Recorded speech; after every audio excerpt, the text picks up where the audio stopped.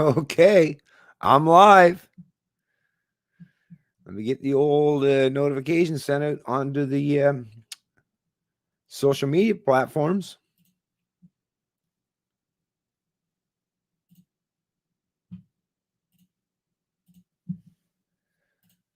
And we're off. We're off to the races, folks. Got lots to cover. And yeah, I've been waiting to cover this.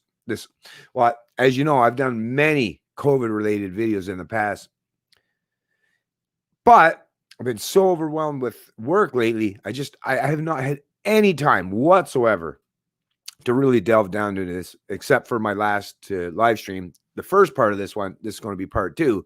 But yeah, come on, we got to really dig down in what is progressivism? What is the point of progressivism? Why are all these people who want to identify as progressives seemingly so authoritarian in the way they want to unfold or do things? And you can ask someone politely, you can even sponsor different methodologies to get people on board. But when you turn towards government as a means to an end, well, as like I put in the description, not just the description, but even as a banner on this video, government is force, right? That's something that no matter who the hell you are as a person, you just have to acknowledge and accept that is what government is.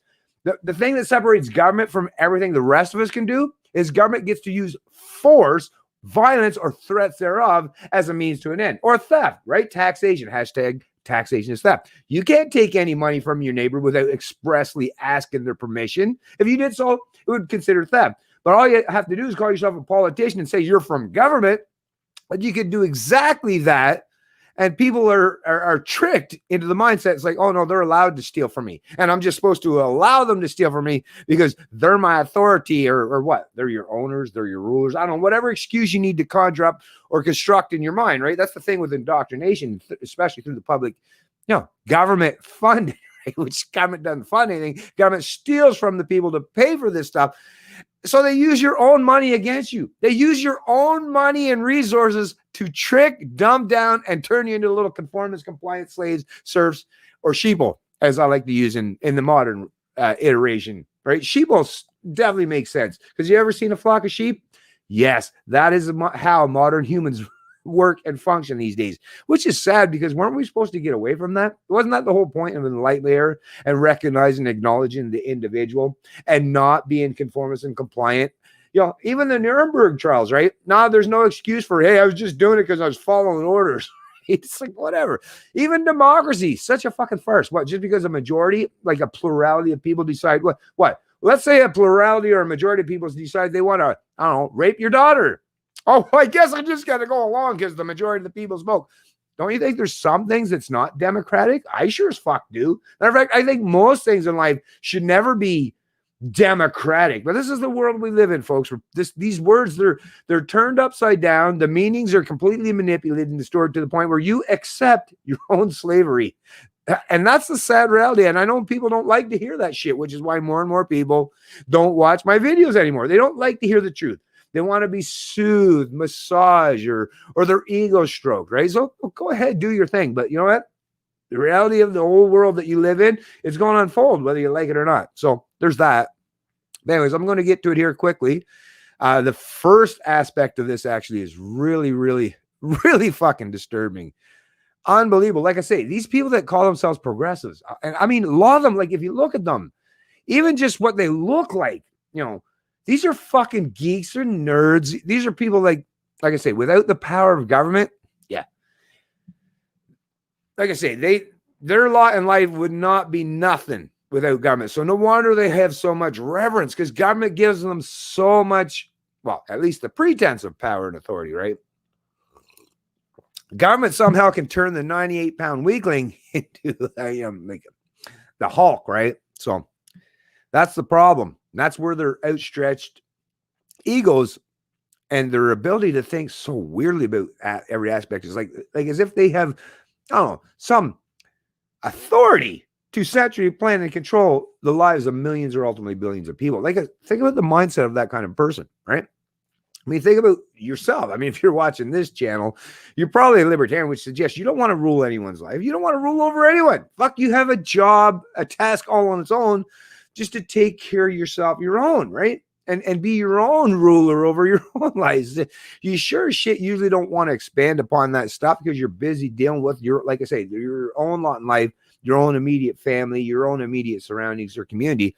So most people, like I say, in the libertarian communities are like, no, I just listen at the end of the day, not just for efficiency, but keep morals and ethics at the center's core of my ideas is listen, let's just make everything voluntary. I'm not going to use force. Let's talk about it. I can use the power of persuasion. I can try to convince you of something, but at the end of the day, all I really have is a power to try to convince and persuade you. But if that doesn't work, it is what it is, right? That's what a libertarian is to accept reality for what it is. Utopians, leftists, collectivists, right? Progressives, they're like, no, I won't accept that. I want to create my own, these ideas that I have in my mind. I want to implement them in the world. And I don't care what I have to use or what means I need to use to make that happen. That's the problem, right? And some people are like, even if you agree with some of their ideas, like, well, it's how you get your ideas implemented is what matters at the end of the day the most, right? If you got to use force, violence, or threats thereof, or theft as a means to an end, yeah, sure, you might be able to make that work, but you're creating an era, an atmosphere, and a society that thinks along the same construct, right? So don't be shocked, upset, or outraged if someone ends up using force, violence, coercion, or theft towards you, right? Because that's what you're teaching people at the end of the day, just like a parent, right? Yeah, sure, you can fuck with your kids when they're smaller than you, right? Or they don't have their own money to escape your oppressive mentalities or psychology or teaching methods. But, someday they grow up, they become older, right?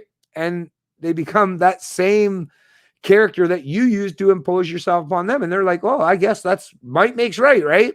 Force is the ultimate means to an end. And if they use that towards you in retaliatory measures, right, to benefit themselves at your expense, why the fuck should you be outraged and upset about that when you taught them that? You taught them that force and threats thereof was the ultimate means to an end. And what we've seen today, that's the thing. It's not just the words they use, but they're even seeing how effective it is. It really is effective, just like a rapist, right? It is really effective to just, who cares about, asking a woman's permission? Just go ahead and rape her, right? That will get your rocks off, I suppose. But once again, there's so much more to think about other than the fact that you managed to get what you wanted, right? Don't you think there should be a little bit more nuance to that conversation rather than, oh, this is how you get what you want? But like I say, the people in government and the people who support big government, all they care about at the end of the day is, can I get the result that I want? I don't care how I got to do it, how I got to go about it, how many people have to suffer, die, or be harmed needlessly along the way. Just get me to my end goal. That's all that matters the most. Well, okay, like you can take that, like I say, and you can adopt that mentality, that psychology, that mindset, but you're only, it's going to come back and bite you in the ass. That is one thing for certain that I know for sure. Anyways, thanks for those of you who have showed up the stream. Let me get to the first. I'm going to be using audio in this one. So I'm just going to read a little bit from it. This is from CBC Radio. Actually, let me share it here. Just one sec here, folks. By the way, if anyone wants to come on to the stream, I'm more than willing to invite someone. That's something that I didn't mention in my last stream. But yeah, just put a comment somewhere you'd like to be brought on the stream, and I'll definitely do that.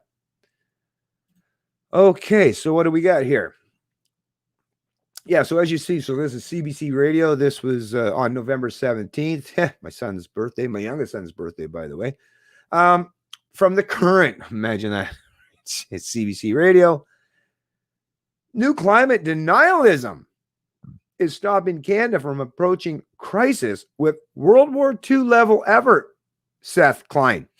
Yeah, and this Seth Klein, yeah, quite a little authoritarian we got going on here, right? Politicians acknowledge climate crisis, but don't govern in ways to fight it, says author. So like I say, this is CBC Radio, November 17th in 2020. Well, I'm just going to read a little bit, and then as you can see, I've got it stopped at a particular timeline. Even the first 10 minutes and 39 seconds was quite revealing, so I would definitely suggest you listen to it. But this part going forward is the part, it's like I say, this is the mindset of the progressive, right? Of those on the left politically these days, or at least most of them, or the majority of them, right? That mob, right?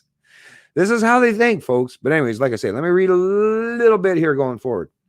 There is a new climate denialism, in quotation marks, that is impeding efforts to fight the environmental crisis, according to a public policy expert who argues Canada must mobilize like it did for the Second World War.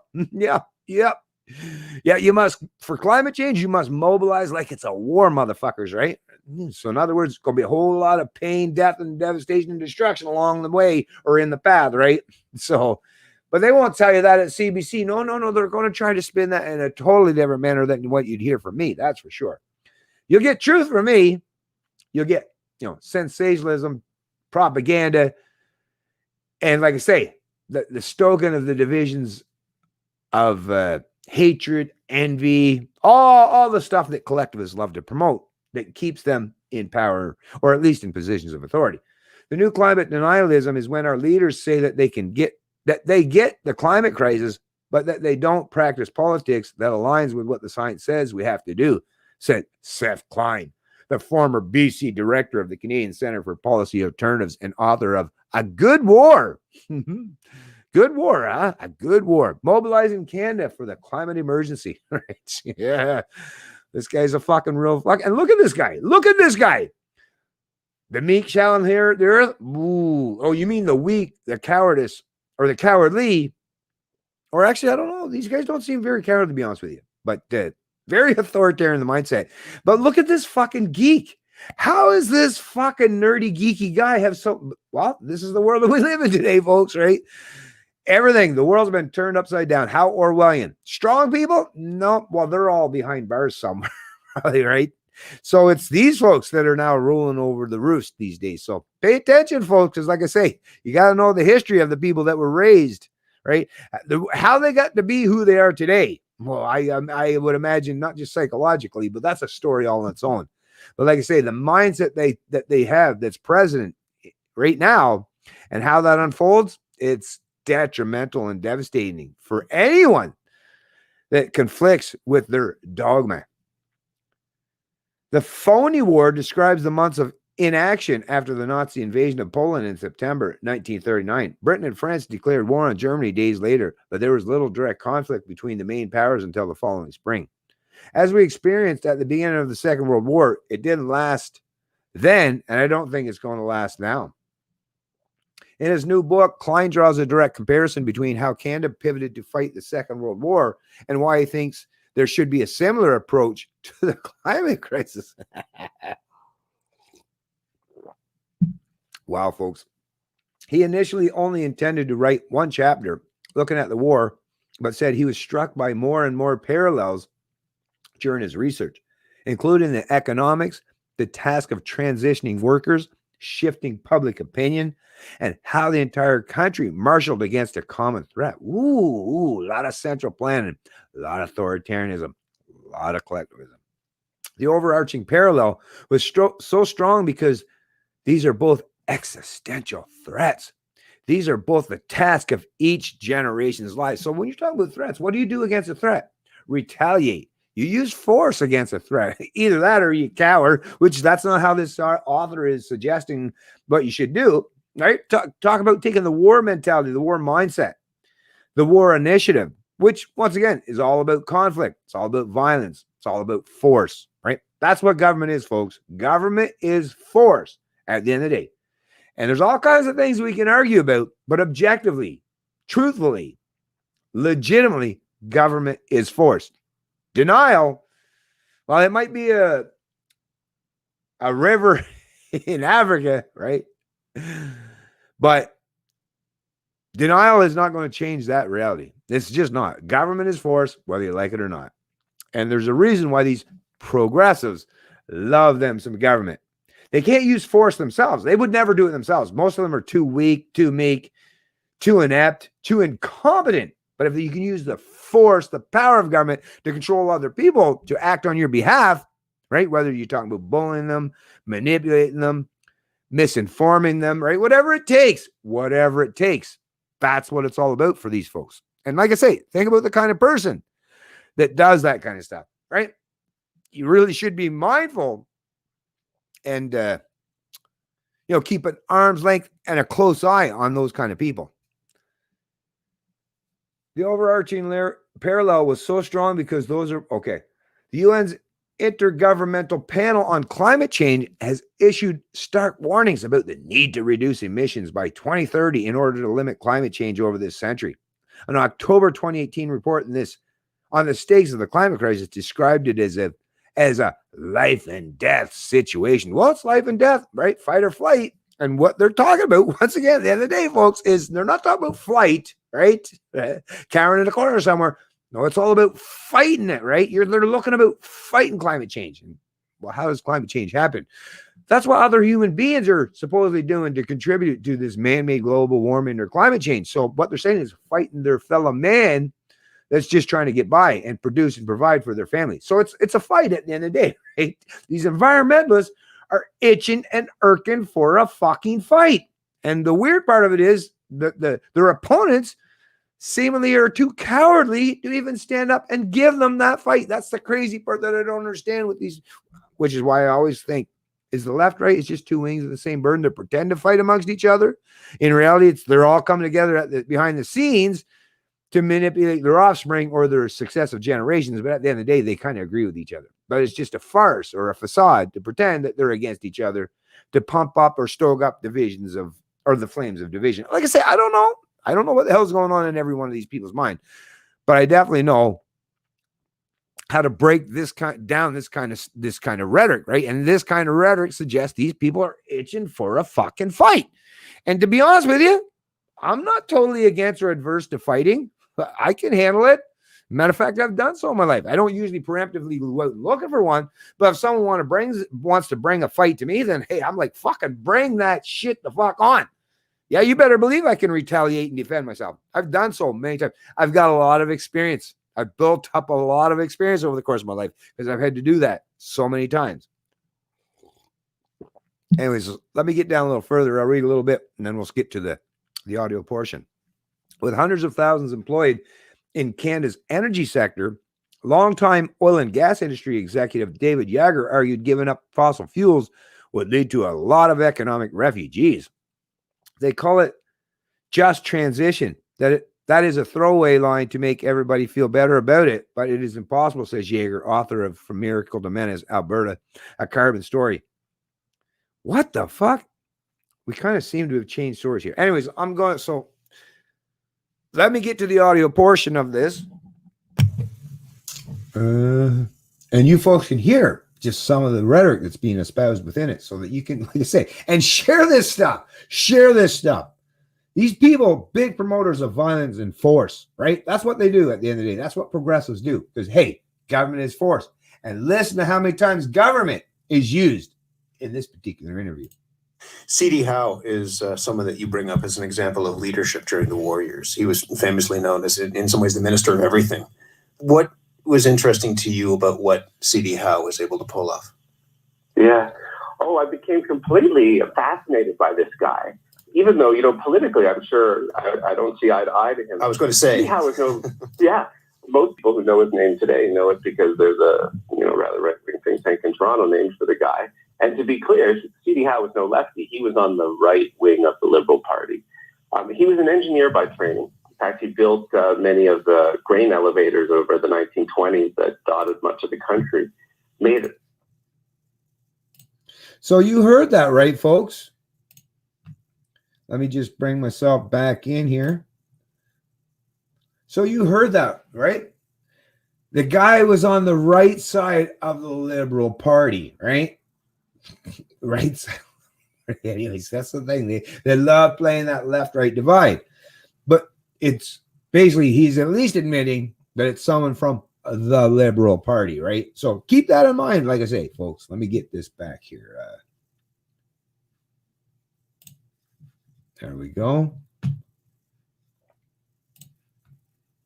Made a lot of money before going into government, and was elected in 1935. And then he became the Minister for Munitions and Supply during the war, overseeing this extraordinary ramp-up of military production I was alluding to before. And he just became seized with this task of what had to be done. So in addition to giving tons of contracts to the private sector to build what needed to be built, I describe him as an engineer in a hurry. Anytime the private sector couldn't quickly do what needed to be done, he created another crown corporation. He created 28 crown corporations in the course of the war. And what they achieved was jaw-dropping, right? From a base of almost nothing, Canada produced 800,000 military vehicles, more than Germany, Italy, and Japan combined, 16,000 aircraft, ultimately producing the fourth largest air force in the world, about 750 ships. I mean, this was incredible. But you compare that to the present, where Justin Trudeau's government has created two new crown corporations, the Infrastructure Bank and the Trans Mountain Pipeline Corporation, the one that makes us all owners of a 60-year-old oil pipeline from Alberta to my province. So if you're hearing what this gentleman is saying, I won't use the term gentleman. That's actually a bad idea on my behalf. Is you need to create crown corporations, just like they did in the past, to implement or impose their ideas or mandates onto people. You got to create more government, right? Because the public sector, it's the only area in any country, in any jurisdiction, that has the ability or the so-called authority to use force as their means to an end. So what they're saying is, no, we got to create more institutions of force, right? If we want to implement this, sure, you can try to ask people, you can try to incentivize people, right? But no, actually, the most efficient way of doing things is to force people. And you know what? In reality, the person is kind of right? That's why some of these authoritarian regimes that Trudeau admires can do what they do. But it means that you have to oppress and use force, violence, coercion, and theft as your means to an end. Now, your population, a certain segment of them, those who agree with those implementations or those ideas, may very well applaud and yeah, let's do it. If that's going to achieve the goal that I want to see, whatever it takes, right? But once again, I just can't help but point out, if you use violence as a means to an end, well, you create an era or an area or an atmosphere or an environment where people think and perceive that is the way you do things. And like I say, if you think that only one side of the equation or one group is the only one that's ever going to have the ability to use force or violence as a means to an end, then once again, I don't know what's wrong with you people. All you're telling is your opponents is, if you just keep asking, pleading, using your speech, using your words, acting like a big boy or girl, right? You're always going to fail forever in eternity, right? If that's the message that you keep sending them, it's like, no. If you want anything, if you want to achieve or attain any goal, you have to use violence. You have to use force. You have to use big government as your means. Well, then even people even libertarians at some point in time, you'll eventually because libertarians very competitive, right? I know I am. And if people are just going to use violence against me as their means to an end, if you think that I'm going to constantly and forever remain compliant, well, that's the thing with the libertarian is violence is completely acceptable as a means of defense. So if everyone's promoting using violence as a means to oppress me or to control every aspect of my social and economic life, well, okay, we'll find out. You're going to find out that I'll just return the favor, right? And then once again, an eye for an eye, like I've said in the past, it just means we all end up being blind. And it's not going to work out real good for any of us, right? Anyways, let me see what Corey's got to say. Hey, thank you very much, Corey. Really appreciate you actually chiming in there today. So far, it's been pretty quiet on the old home front, but nice to see you've chimed in. Good morning from the sheep colony, formerly known as Manitoba. Holy shit. Manitoba. Yeah, actually, I've got a whole thing about Manitoba that I'm going to get to a little bit later on. So definitely stay tuned for that, Corey, because, yeah, that's pretty wild stuff, right? Manitoba. What is it? You can only, if you go into any, retailer, apparently they're only going to be able to sell you what's considered essential. Like, how fucking authoritarian are these dipshits? And what the hell's wrong with the people of Manitoba or any of the provinces or anyone in the whole country? Why are they accepting this nonsense months and months and months later? I mean, the reality is going to unfold, and people like myself, we're going to be proven to be right. 100%. I know that. That's why I do what I do, folks. I'm not only am I competitive, but I'm very much, knowledgeable in the fact that I know I'm taking the right position. I know 100%. People are going to come around and say, yeah, fucking that guy Bennett, he was right, even though everyone wanted to step on him, override him, overrule him, fucking ignore him. Go ahead, do your thing. once again, I've got enough confidence. I got enough knowledge. I know enough about the world around me, even though I recognize that, yeah, it's still a lot to learn. But I'm definitely at least head and shoulders above most of my peers. It's like, well, you can ignore it and deny what I got to say today, but the reality is going to unfold.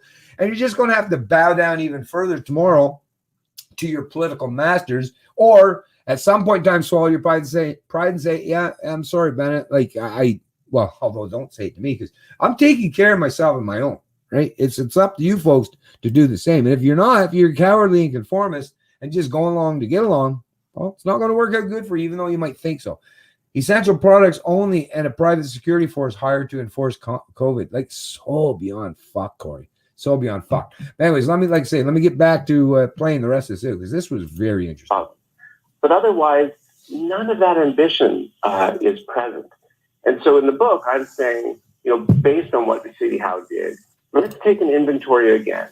Let's figure out how many wind turbines and solar arrays and electric buses and heat pumps we're going to need to electrify and decarbonize everything. And let's create a new generation of crown corporations to expedite the production and distribution of those items to actually get the job done. Because in the absence of creating those new economic institutions ourselves. So he's saying, let's create some more of these crown corporations and institutions that, once again, uses violence or the threat thereof as a means to an end. This is a fucking dipshit that promotes using force as a means to an end. Now, like I said, let me show you a picture of this fuck stick, right? This, right? This is this little fuck stick that suggests and use violence or threats thereof as a means to an end. Now, I would suggest that if I actually walked up to this man and suggested that I'm going to do the same to him, he'd go upraised and up in arms and call the police on me, right? Like, this guy's threatening me, man. He's threatening me with using violence and force, or he's threatening to steal from me at some point in time. And he'd be like, oh, you're not allowed to do that. You're a bad man. You're immoral. It's like, well, I would agree with him. But that's the thing. I've never done such a thing. But he's doing it. And why don't I have the legitimate reason or cause to go up to this fucking piece of shit and say, listen, you fuck stick, stop fucking promoting using force and violence and theft as a means to an end. And if you keep threatening me with violence and force or stealing from me, I'm going to pop you right between your fucking eyes so hard that it's going to make your fucking head spin a few times. And you'll wake up in the middle of somewhere next week. Why can't that be the place? Like I say, I'm not a promoter of violence, but since they love to bring violence and make that as a means to their end, why is it that they think that they're the only ones that gets carte blanche or the monopoly on that violence, right? Why is it that they don't think that anyone else has the ability or the legitimacy of doing the exact same thing that they do? Well, once again, watch how this all plays out over the next little while, and you see that whether it's you want to call them the silent majority or the people that are on the right or libertarians, like I say, keep promoting violence and you'll find out that well, like an eye for an eye, well, we're all going to end up blind, but some of us function better even with no eyes, right? Because we've got lots of other tools at our disposal too. So let's see how it all works out at the end of the day. But like I say, these people that keep promoting violence, well, it's not going to work out even for them. Best we're able to do with our climate policy is to try to incentivize or encourage somebody else to do what has to be done. And really, that is why the best we have managed to do so far is flatline our emissions. And so is that what you mean when you say if we were to go onto a war footing, that those are some of the specific things that you think the government could achieve, that we as a nation could achieve if we shift in some ways how we approach this fight? Yes. Well, so when I'm asked, how do you know when a government has actually shifted into that emergency mode? To me, there's really four markers of when you know. The first is you spend what it takes to win. That's what C.D. Howe famously said in the war when he was pressed about how much money was being spent.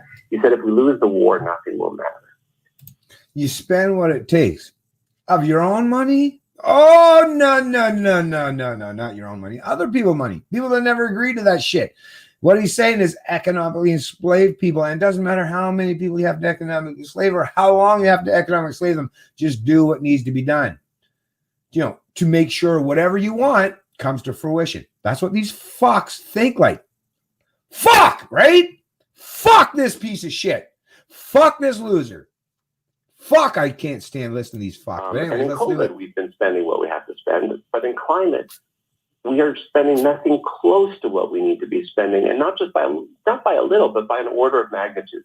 So number one, you spend what it takes to win. Number two, you create new economic institutions to get the job done, like we've just been talking about. Number three, you shift from voluntary measures to mandatory measures. Number three, you shift from voluntary measures to mandatory measures. Mandatory measures, once again, all about using force as a means to an end. So once again, you see that fucking piece of shit face? You see that cock-sucking, dick-licking motherfucking loser piece of shit right there?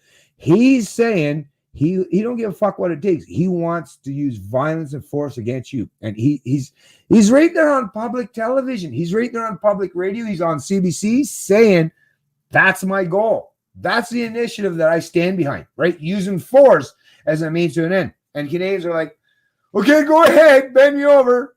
Just please lube up a little bit. Yeah, like I say. Well, not all Canadians are so sheepish in their mindset. He has a certain look about him. Oh, yeah. He certainly does. He has that Marxist grin. Yep. Yeah, he's a fucking piece of shit if I've ever seen one. And like I said, I'd love for him to come knock on my fucking door someday and espouse this kind of rhetoric.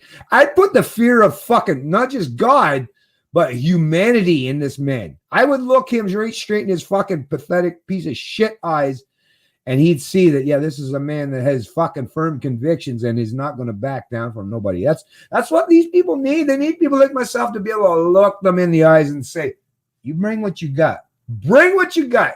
Bring it right the fuck here right now. Let's see what you got, motherfucker. Right?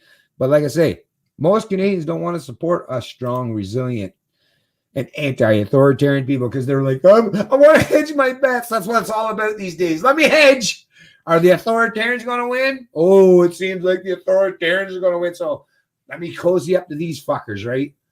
The rebels, the anti-authoritarian, the independent, the critical thinkers, maybe, and they might have a shot, but boy, are they ever up against a fucking really overwhelming force, right? Or opposition. And they're like, let me hedge my bets. You bunch of cowards. You fucking dipshit.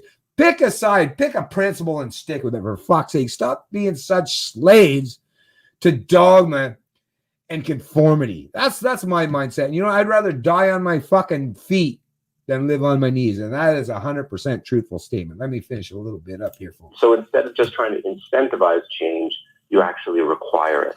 And so we would do things like, say, by 2025, the sale of new fossil fuel vehicles will be banned. Yeah, the sale of fossil fuel vehicles will be banned, is what he's saying. You heard that, right? But the fourth marker is that you tell the truth. You just ban the sale, man. You just say, fuck you, motherfucker. You're not allowed to sell that vehicle. Fuck you. You're not allowed to sell it. Don't even think about it. That's what this guy's mindset is, right? Are you really scared to use retaliatory force against someone that's trying to impose this kind of shit on you? Really, though? Okay. All right. Well, get ready to live on your knees, motherfucker. Get ready to live the rest of your life walking every step on your knees. You won't even have to put a pair of socks on because you'll be on your knees for the rest of your life if you listen to this motherfucker, right? Or you at least refuse to stand up to dipshits like this. You communicate a sense of urgency. And again, this is what we saw in the war. The leaders we most remember are those who were forthright about the severity of the crisis that we faced, but who still communicate. Right? This man respects force. So use force and he'll respect you for it. Right? Little Stockholm syndrome. Maybe he's a cock, right? I don't know. But he likes people who use force. I would suggest maybe that you respect his when you think about those four markers, I would say the Trudeau government passes all of them. What he admires, right? Give him a little what he admires, maybe. I don't know. With respect to climate. Seems to be something he likes. You've mentioned a couple of times the idea of decarbonizing. And some of the policies that you're talking about obviously would have a direct impact on the energy sector in this country. David Yeager is the author of From Miracle to Menace, Alberta, a Carbon Story. And we spoke with him about some of your ideas. Have a listen. Alberta without oil is Manitoba with mountains. There's 4.4 million people living in Alberta. We live here not because of the weather or the proximity to a beach. You live here because we have this unbelievable trove of fossil fuels. And so they call it the just transition. That is a throwaway line to make everybody feel better about it, but it is impossible. It will not work. Without a lot of economic refugees, we just can't retrain all the people that keep the oil refineries in central Canada going, keep the natural gas and the propane going to Quebec. This is where it comes from. We can't take these people and say, well, we'd like you to somehow go into the renewable energy business. That is more political salve than economic fact. And the worst part is that I don't disagree with the science, but I do disagree with the politics, because if it's a global problem, we have to have a global solution. I agree, SD. And so we are 1.6% of global emissions in Canada as a whole, not just the oil industry, but everything. So I question Canadian climate policy. Yeah. Is this the best way to help the world? Is the complete retooling of the Canadian economy. Seth Klein, lots in there. One is, We'll start with the small potatoes piece, that Canada is a small place. Now, I would agree actually with that statement, Mr. Know-It-All. Who does he think is going to wreak all this violence against the pledge from? That's a good question. Because, I've met all the enforcers. Let me reiterate that. I haven't met all the enforcers, but I've met enough of them to realize that, these are people that, like I say, they do love threats of force and violence, but if you bring it to them, most cowardly fucks you'll ever meet on the planet, right? That's the trick. That's the key, folks, is their power, their positions, or their authority rests and resides on you conforming to them. The minute you challenge it in any way, watch and see how fearful, how cowardly, how much they stick their tails between their legs. Well, that's the thing. Most Canadians don't do that. They just accept and adopt this conformist mindset, which is what keeps them stuck in their own little fucking, like I say, their slave-like or servant-like mentality. Well, you might want to break free from that at some point in time. That's all I got to say on that one anyways.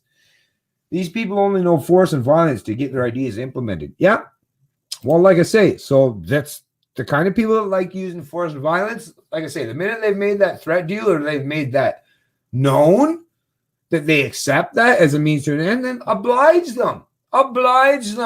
That's their thing. That's the only thing they respect. That's the only thing they know. So you got to fight fire with fire. Apparently, that's what they say, right? T-Dot, what's going on? T.GH, how the hell are you doing? Yeah, that's pretty funny shit, right? Well, not really, but anyways. They tell you their plans. Well, that's good. At least they got the balls and the courage to tell you the plans, although in a way it's kind of stupid. Although they're telling it to the sheeple, right? So I get that, but they don't realize there's some of us out here that's like, well, thanks for letting us know what you're planning on, right? When they tell you their plans, believe them and take evasive action. Oh, yeah, I definitely believe them. That's right. Okay, back, like I say, let me just finish out this. Actually, I don't have to finish this up. Actually, that was the most important point, but let me just play a little bit here. And if this is a global problem, we need a global solution, not something local. What would you say to that? Well, we do need a global solution, but it's also true that every country is responsible for doing its part. And our responsibility as Canadians is to force our government to act in the face of the crisis, and to do so knowing that millions of other people of goodwill are doing the same thing in their country. Ultimately, what I think we heard there, that's a logic by which we're all going to burn. It's also, incidentally, a logic by which we would have sat out the Second World War. So first of all, it's true that Canada emits less than larger places like the US and China and India and Europe, but our per capita emissions are the highest in the world. And that doesn't capture our role as the peddlers of this stuff, right? So we are the fourth and sixth largest producers of gas and oil in the world. So we got to get our house in order. But this is what I love about the Second World War story. We were even smaller then, Matt. We were less than a third the size that we are now. We didn't wait on the Americans. We joined the war 2 years earlier. In fact, for much of that time, we were the only country in the Western Hemisphere. Oh, for fuck's sakes, we were part of the Commonwealth, you fucking losers. The UK said, you better come support us and defend us. And the people were in Canada were like, yeah, I guess so, because we're part of the crown, right? That's why. Quit fucking playing your stupid fucking loyalist games, you fucking loser. What are you, loyal to the crown? What are you, a big believer of having a monarch? You fucking piece of shit ruler or loser. Look at this guy. I wonder if he has someone fuck his wife while he watches. He looks a bit like a beta cuck. But then again, at the same time, he's got that authoritarian mindset. So I don't know. Weird. There's some weird people that function on this world, in this country, folks. You got to keep this shit in mind, because I'm not making this stuff up. I'm fucking literally just airing what they have to say. These are words resonating and coming out of this man's own fucking retarded ass mouth. So I don't know what to tell you. It is what it is. But these are the kind of people, like I say, that have the ear and the influence of the political and ruling class in this country. So you might want to keep that stuff in mind, folks. Anyways, this will definitely be placed in the description of the stream below, and I'm going to move on to the next one. Yeah, let me play a little bit of this. Oh, I started all the way at the beginning of this one. Hold on one sec. One sec. Okay. You don't copy. Wait, no. Next one. Next.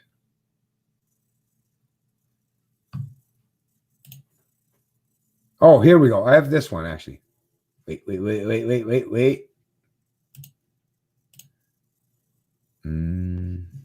Oh, wait now. Yeah, listen to this one. Actually, so what are we supposed to be dealing with here? Progressivism. Okay. Actually, yeah, I'm going to play a little bit more from another stream here, or from another CBC radio podcast. They're talking about Parler on this one, so let me bring this up. What is Parler? Like I said, listen to these folks. Listen to the way they think.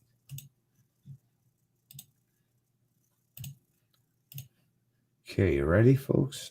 Let's listen a little bit here. And every time Trump tweets now, it says this claim about election fraud is disputed. Okay, it's not every time the president tweets, but to be fair to Fox News host Laura Ingraham, Donald Trump is being fact-checked on social media a lot more than he used to be. And that, combined with Joe Biden's win, has left many prominent right-wing voices looking for a new home. Can we now move everybody from Twitter to Parler? Parler? Can we just make the shift together? Like Sean Hannity thinks that home should be Parler, and he's not alone. Ted Cruz is there. So is former Trump advisor Brad Parscale. Also, anti-vaxxers, Proud Boys, and QAnon. Parler bills itself as a free speech social media app. They're going to also follow free you of any everywhere to troublesome try to fact fuck you up no matter where you go. It seems to be catching on. For much of this week, Parler was the most popular free app in the Apple and Google stores. Parler is a bit like Twitter, but with a lot fewer rules. No spam, nothing illegal. Pretty much everything else goes. Cheyenne Sardarizadeh is a disinformation reporter with the BBC. He's been following the activity on Parler since its very early days. Cheyenne, good morning. Welcome to Day 6.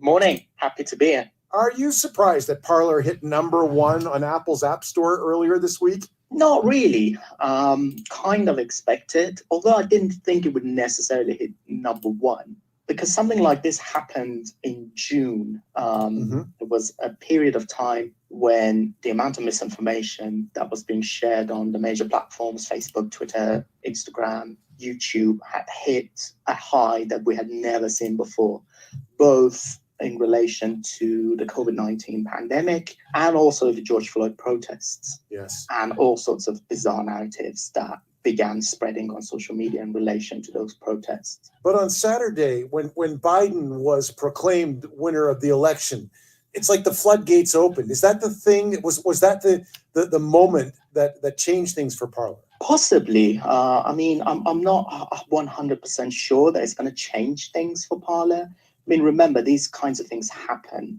They've happened in the past, that some major global event has taken place, like the US election. The whole world is watching and the whole world cares about what happens in the US. Mhm.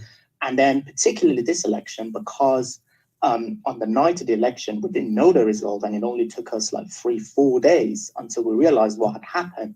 Quite a lot of misinformation spread on major social media platforms about the vote, about the count, and all of these major platforms had said repeatedly before the election that they were going to take very, very strict action against any type of misinformation about the results, and they did. And as a result, quite a lot of people who were sharing this type of content had to go to Parler in order to continue sharing. So what does it mean, though, that on the weekend, Sean Hannity and Mark Levin, some of the most powerful voices in American conservative media, told people to follow them to Parler? Well, the reason is quite a lot of misinformation about the result has been coming from the conservative side, and that is because President Trump lost the election. So obviously they felt aggrieved by it, and they wanted to find answers. So they shared quite a lot of content about so many conspiracy theories about the result, from Sharpiegate, which was the claim that some polling stations were handing out Sharpies to voters, and if you broke down your preferred candidate with a Sharpie, it wouldn't be counted, it wouldn't be written by the machine, which was completely false. Right. What the fuck? So because of all of these conspiracy theories spreading on social media, and figures like Sean Hannity, Mark Levine, who have plenty of followers, realized that some of their posts, in particular Mr. Levine, some of their posts were being labeled or flagged by major social media platforms as misleading. And that's why they then joined in telling their followers and people on the right in America that, we've had enough of this censorship. Let's go join a platform that allows us to say what we want to say. Crucially, Dan Bongino, who is one of the best known conservative pundits in America, is actually one of the founders of Parler. Those are big names, but how does the scale of the Parler platform compare to the other mainstream platforms that may be driving these personalities away? Honestly, extremely limited. The CEO of Parler said that last week they added in 2 million users, which is an impressive figure. However, when you compare them to platforms like Facebook, Twitter, Instagram, YouTube, TikTok, in the case of Facebook, Anyways, folks, I'll place a link to this in the description of the video below as well. But I just want to let you know, folks know too. I'm going to place this up here. In terms of the immigration policy in this country, you got this to think of as well. And this during the COVID-19 outbreak, folks. Keep this in mind, like I say. Federal government plans to bring in more than 1.2 million immigrants in next 3 years. No, this wasn't reported years ago. This is today in 2020. Well, not today, but not that long ago. Conservative critics says setting such targets during a global pandemic is pure fantasy. It's reported by Kathleen Harris, October 30th, 2020. So 1.2 million people, bringing them to this country. And we understand that most of the COVID-related cases are travel-related, right? So what the fuck? Bringing in 1.2 million over the course of 3 years, which is what, 400,000 per year? 4 times 3 is 12, right? 1.2. So, yep, 400,000 per year. Gee, I wonder what kind of effect that'll have, considering the fact that, like I say, most COVID-related cases are either in long-term care facilities, which are, once again, government-run and regulated, right? Guess government failing big time there, right? Or travel-related, which, yeah, 1.2 million people traveling from different jurisdictions all around the world, that have different variance levels of testing and all these kind of restrictions and all. Looks like a scary proposition as far as I'm concerned. But hey, when it comes to government, they'll create some kind of political cover or narrative that will alleviate your concerns and just allow them to do whatever they want. And Canadians will be like, okay. Oh, they said it was an expert. So, well, I better just yield and conform to whatever the expert says, right? Liberal government plans to bring in more than 1.2 million immigrants over the next 3 years, despite hurdles created by the global pandemic. Oh, well, right? Don't go visit your grandma this Christmas. Don't stay with your family members these holidays. Don't do all the things that the government's been preventing you. Don't you dare go pay for your gas. Don't you dare go in the grocery store without your mask and social distancing. Hey, if you're an immigrant, come on in. We don't give a fucking matter of fact. We've seen, what was the report I reported on a little bit earlier, was over 6.5 million international visits or people crossing the border in Canada. 80% of them have not been quarantined. So some people, it's like you can cross the border or international borders or boundaries on a continuing, ongoing basis, and you're never having to deal with these impositions, right? So there's rules for some and there's rules for others. Are they consistent? Are they universal? No. And that's the problem. And why these, you're going to have a first wave, second wave, third wave, however many waves it's going to take before this spreads out to the entire community, where, once again, herd immunity either fucking comes to exist, or enough people have been susceptible to it that you just deal with that reality of how it unfolds. But like I say, central planners, they're not going to allow it to unfold that way. They are too much about control, right? It's all about control for these fucks. And even though they fail at every level, they still like to practice that control. It's what they do. Immigration Minister Marco Mendocino unveiled what he called an ambitious 3-year immigration policy today that sets targets for bringing skilled workers, family members, and and refugees into Canada. Unfucking believable. Skilled workers, because, there's no domestic Canadians that are skilled, apparently. Canada aims to bring 401,000 new permanent residents in 2021, 411,000 in 2022, and 421,000 in 2023. These numbers, which represent an increase of about 50,000 for each year, aim to compensate for the shortfalls this year due to the pandemic and represent about 1% of Canada's population each year. This has been going on for years, folks. So even when they say it's only 1%, right? First of all, how do you get 1% out of a million, right? There's not 100 million people in this, I guess, if you break it down over the 3 years. But once again, those 3 years have gone by. Another 3 years have gone by. I mean, let's just go through the 2000s, right? It's 2020. So 3 times what? 7 is 21. So at least 7 different times you could have had that million plus people, right? So how many percent does that represent? How long do you get to the point where a substantial portion of your population live, rest, and reside on big government initiatives and programs? And they will always vote to keep and maintain that. But once again, the media is not being honest or forthright with you. They're trying to alleviate your concerns, soothe you with a bunch of bullshit rhetoric and propaganda, and hope that you'll just go along to get along. That's what it is at the end of the day. And most Canadians are willing to go along, right? Fuckers, dumbasses. Last year's plan promised to bring in more than 1 million immigrants over a 3-year period, but the COVID-19 crisis and the resulting travel restrictions have slowed down the process. Doesn't sound like it to me.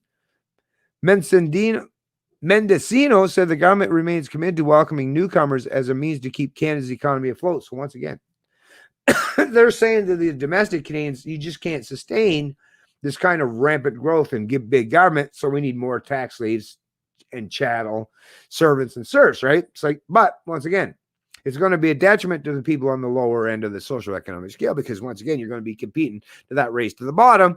But for the establishment, for the progressives, for the ruling class, for those who support and sustain big government and their initiatives, this is all good news to them. See, that's the real divide, folks. And in your own family, you know goddamn well where that divide truly rests and resides. A lot of Canadians are scared to death to admit it and then own up to it and just blatantly, publicly say that, you know what? Yeah, I got lots of members of my family that are willing to fuck me over for the rest of my life to keep and sustain themselves economically, right? And that's most of the people in the public sector. And they're more than willing to do so. They don't care how many Canadians have to be socially and economically enslaved. They're like, just do what the fuck we tell you to, and you're not going to destroy all these entitlements and progressive initiatives that we've built up over the decades. So sit down, shut up, and do what the fuck we demand of you. And if you don't, well, we'll either bully you, intimidate you, lock you in cage, or make it so that you don't have a job and nobody will ever employ you. That's what they do these days. So don't you feel that warm sense of unity these days? Right? Doesn't that sound like something that really unifies the people? Not.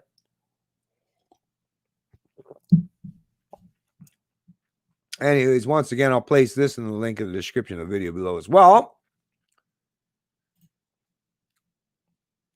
I'll get back to the stream here a little bit. Actually, it's really, really quiet today, so have no idea. Maybe everyone's working hard today, and that's probably the case, especially those of us that are, trying to fight big government. Now, we got to do a lot of crazy shit to be able to get through life, right? We don't get to sit back and rest and reside on big government as a means of our sustainability in terms of taking care of us from cradle to grave. So I guess that's why we seem to have the lower amount of participation and active supporters or users in our platform or on our social media presences, because I don't know, someday hopefully things will change. But anyways, folks, I'm going to start tying this stream up. I've already gone 55 minutes.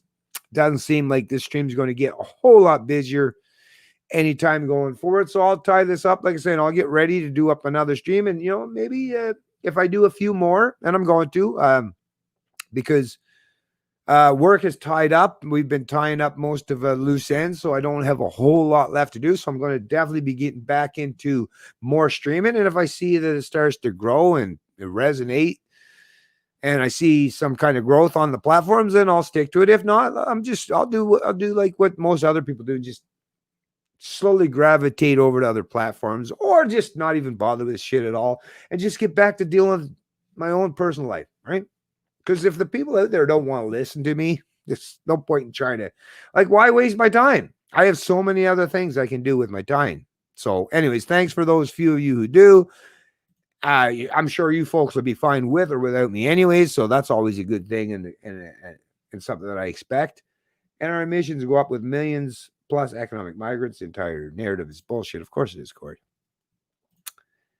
They are hiring these immigrants in the house care pilot program and child care pilot program. They are not for Canadians, only immigrants. Yeah, no doubt. No doubt. But like I say, most Canadians apparently, either that or the algorithms have kicked Canadians' ass to the point where I don't know how to find liberty lovers or freedom fighters out there anymore, because anyways, whatever, it is what it is. So let me make sure I've covered the things. Let's see. Oh, wait, now. Actually, there is one more thing I want to cover before I tie this up. So let me bring this up. About this whole reset, just so, like I say, just so that I got this on record, the whole reset bullshit, right? Okay.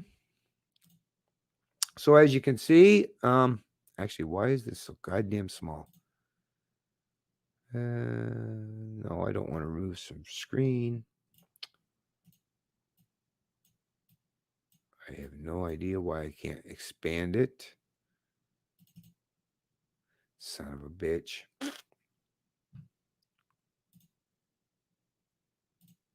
All right, whatever, it is what it is. So anyways, or let me do this. There we go. There we go. I guess at least you don't have to look at my ugly mug. Well, thank you very much, Ava NGRD. Today, we like you, man. We got to stick together. I'm trying, but don't seem like a whole lot of people are sticking with me. So I get what you're saying, but I have to deal with reality. But thank you very much either way, Ava. Where's all the people that are sticking with you? That's my question, I guess. But anyways. So this is out of the Post Millennial. Once again, another one of these alternative media publications that I've supported. I've supported these fuckers since they started.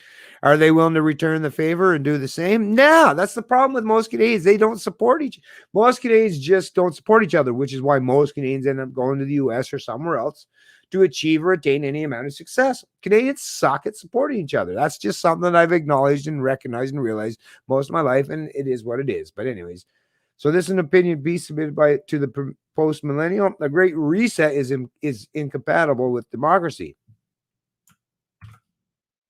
Trudeau is giving the clear impression that there is an agenda being imposed on Canada from the outside, an agenda we didn't have a chance to vote on and that we don't control. So this is reported by Spencer Fernando, November 16th, 2020. Let me just read a little bit. As the big tech tyrants tighten their grip, join us for more free speech at Parler, the anti-censorship social media platform. And I would definitely recommend and suggest, I haven't as of yet, but probably by the end of this weekend, I'm going to try one more time, and then that's it. I'm fucking basically done. I shouldn't say 100% certainty, but I'm pretty much done with fucking searching out platforms that first of all, I don't want to function in echo chambers. And I would like to stand in the public square, in the public space, and all this stuff, blah, blah, blah. And the big dominant platform and players, this is why I even deal with, like I say, CBC or Facebook or Twitter. This is where most people congregate, folks. I don't know what to fucking tell you. I just don't want to go circle jerk or live in an echo chamber or function in an echo chamber. That's never been my goal. So some people are like, well, no wonder you're not so popular. You're over there fucking dealing with everybody. It's like, oh, I guess you'd be more popular if you just dealt with people that have the same mindset and think along the same lines. Well, okay, but that's no challenge, right? It's fucking lame. If I'm only going to surround myself with people that are like-minded and agree with me 100% in totality, I feel like I've failed already, but it is what it is. We regularly hear Justin Trudeau talk about how diversity is strength.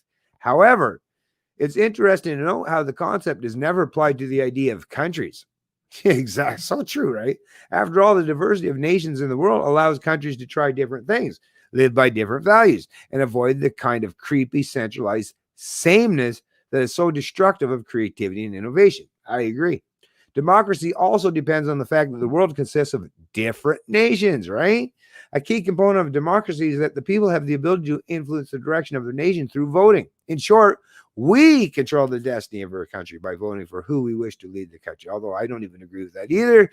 That's the thing with people that play politics, and even you, Spencer Fernando, you might appeal to people for a fucking short time frame, but the reason why you're never going to get full traction is because you're only appealing to people that are dumbed down to that same kind of left-right mentality. But anyways, it is what it is.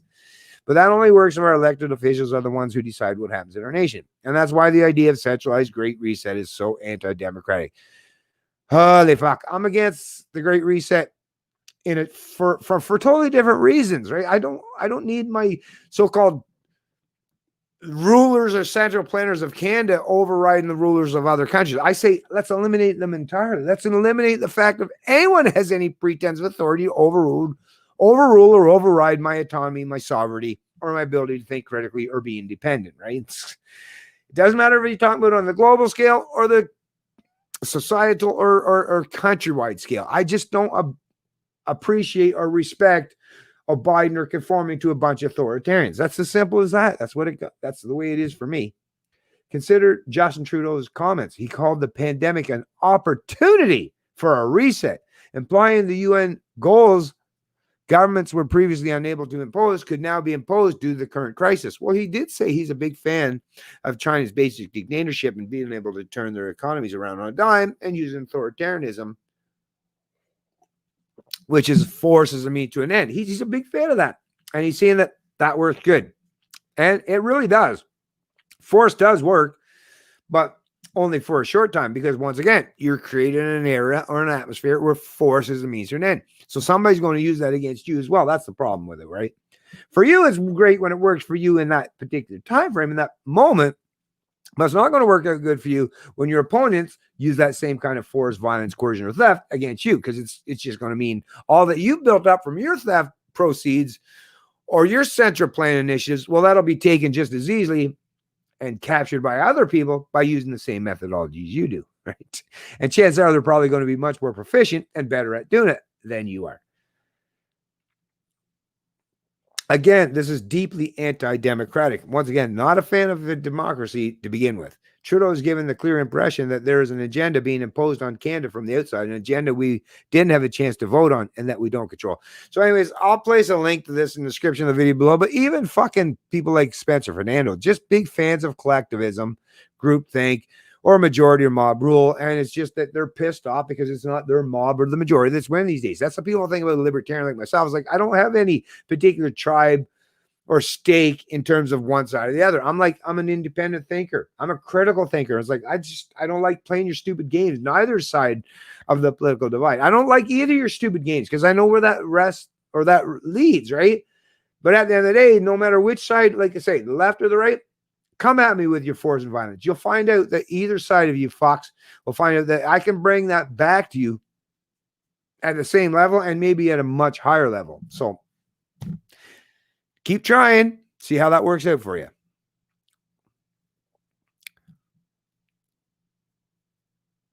People don't even know we were. Some of them do. They just seem to like it, I think.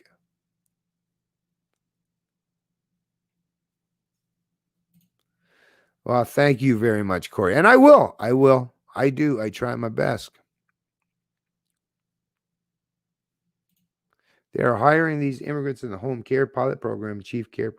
Here's not for Canadians, only immigrants. Oh, yeah. I actually already read this. I definitely will keep doing so. But like I say, I don't want to talk to myself, right? I am an American and I'm with you 1,000,000%. Awesome. Very glad to hear that, Sammy. Very glad to hear that. Matter of fact, I think Americans, or a substantial portion of Americans, are the ones that will truly be on my side. They're the people that truly understand what liberty is all about, or at least a substantial portion of them still does. I don't even wear a mask. I don't ever wear a mask. I go where I want, and nobody says shit to me. Fuck these motherfuckers. Come to my house and tell me how you feel. Then my turn. Well, yeah, I actually don't either. I've had some dirty looks when I went in to pay for my gas. I've gone into a few, place stores and stuff. And yeah, I get shitty looks. Well, not too much. Most of the time, it's actually, I've been pleasantly surprised. Like, people are pretty reasonable. And I'm waiting for someone to try to fuck with me. And then I'll give them the old verbal retaliation. But so far, so good for me. I show my disdain for all these maskholes. Yeah, I do too. Many YouTubers seem to gain reach by later editing their long-form vids podcast in 15-minute bite-sized clips. The algorithm promotes those who make content.